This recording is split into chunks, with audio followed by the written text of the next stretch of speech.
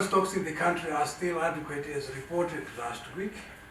Fuel companies have adequate stocks to satisfy the needs of the country, and the prices agreed by ZERA are still operational.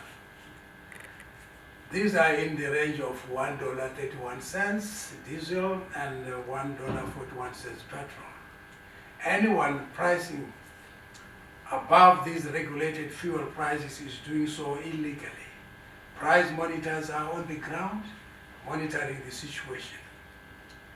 All those caught selling fuel at prices not approved by ZERA and those same stations either demanding payment in hard currency or engaging in other untoward trading practices will have their licenses revoked.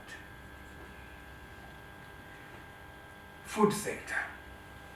Regarding basic commodity prices, we applaud major supermarkets who have maintained the usual selling prices. However, it has been noted with concern that there are some supermarkets and individuals that have started selling commodities at exorbitant prices.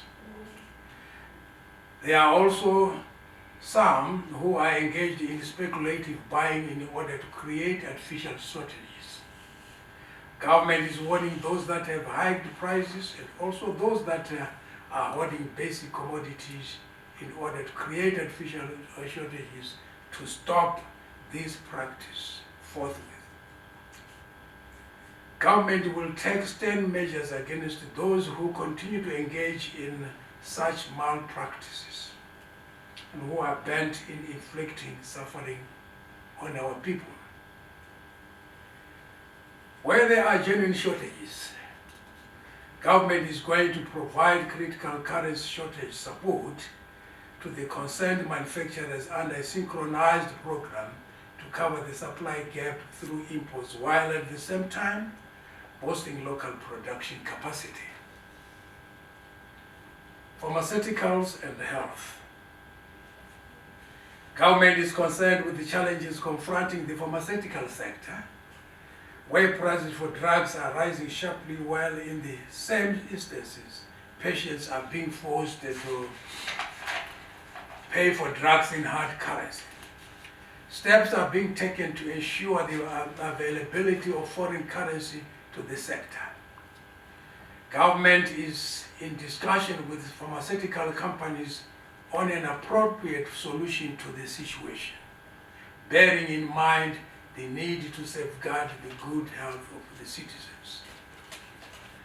It has been further noted with concern that there are some health institutions that are refusing to accept medical aid and have hiked their fees.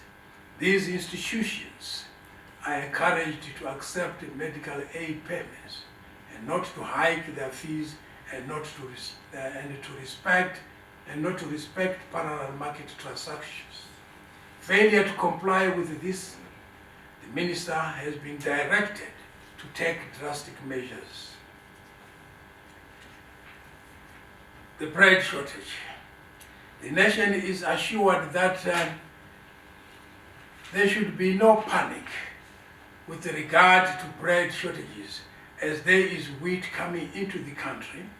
We have been advised by the Grain Millers Association that their members have started receiving wheat as at the 8th of October 2018 from a consignment of 30,000 tons, which would be adequate for 22 days.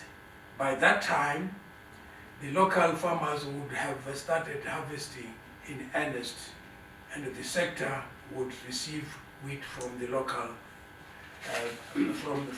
local harvest.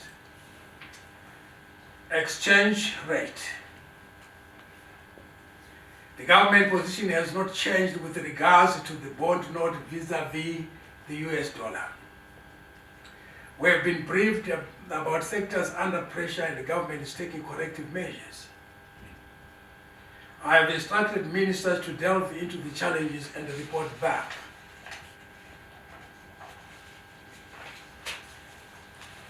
Cabinet has been also equally briefed And it also discussed the effects of the 2 cents on the dollar tax on the market. We have also been briefed about the exemptions, and the government is now seized with the fine-tuning of the statutory instrument that will operationalize the tax. The 2 cents tax on the dollar, the 2 cents on the dollar tax is not yet operational. So there is no need to panic because it is not yet operational. With these few words, members of the press,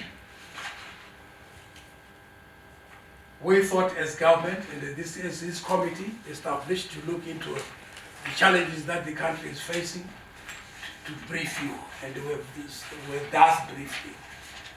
I thank you.